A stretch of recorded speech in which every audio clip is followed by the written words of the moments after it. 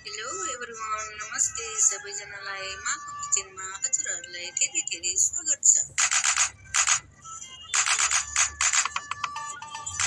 आज म हजुरहरू सामु नयाँ रेसिपी लिएर आएको छु। आज मैले करेलाको अचार बनाउँदैछु। हजुरहरूले अन्तिमसम्म हेरेर मलाई साथ दिनुहोला।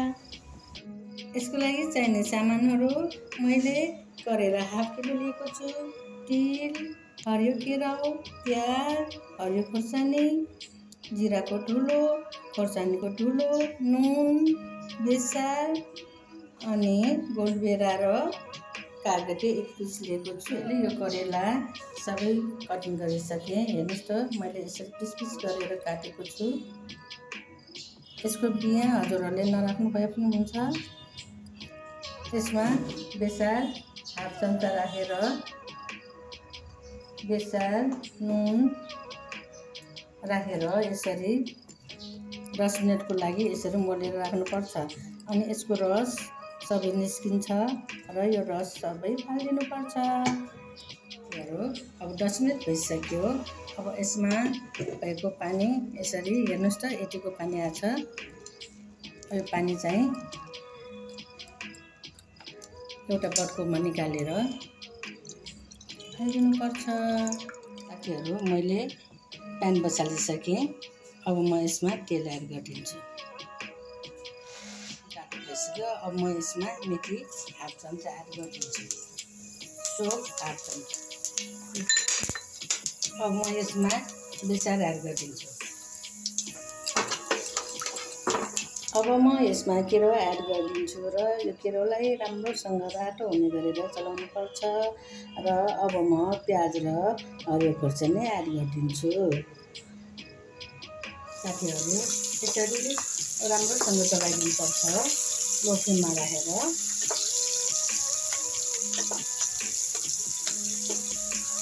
अब यो रातो हुने गरेर फ्राई गर्ने।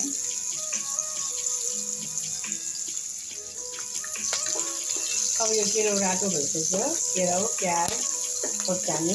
अब म यसमा करेला एड गरिदिन्छु।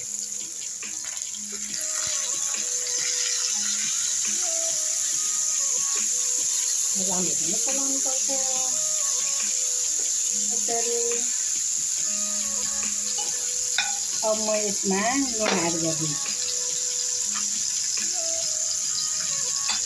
नुन, खोर्सानी, जिराको धुलो। हजुरहरूले नुन खोर्सानी स्वादअनुसार राख्नु सक्नुहुन्छ। यसरी राम्रोसँग चलाइदिनुपर्छ। अब म एकछिनको लागि छोपिदिन्छु।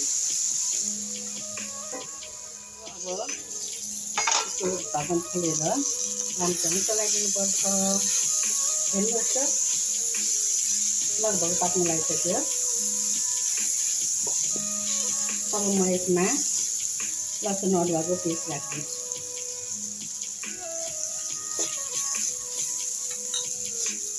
अब यसरी राम्रोसँग चलाउने।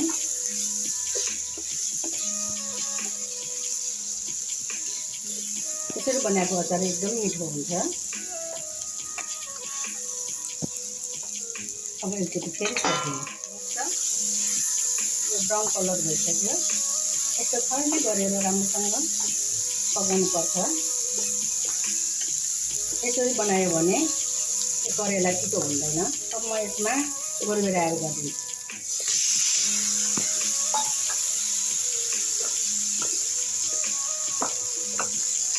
अब एकछिन राम्रोसँग चलाएर छोपिदिनु पर्छ।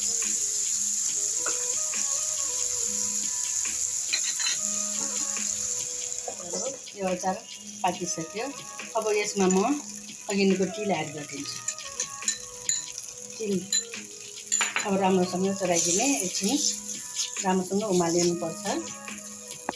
म यसमा कागती एड गरिदिन्छु। कागती र धनियाँ एड गरिदिन्छु। राम्रोसँग चलाइदिने। अब रेडी भइसक्यो। यसरी बनाएको अचार एकदम मिठो हुन्छ। यो प्रेसर हुने मान्छेले हप्ताको 2 चोटि खायो भने ब्लड प्रेसर कन्ट्रोलमा ल्याउँछ। हजुरहरूले पनि यसरी नै घरमा एकचोटि बनाएर खानुहोला। हजुरहरूलाई मेरो भिडियो मन पर्यो भने लाइक, कमेन्ट एन्ड सब्सक्राइब गरिदिनु होला र बेल आइकन पनि थिच्नुहोला। मेरो भिडियो हजुरहरू सामु नछुटोस् भनेर। Thank you for watching.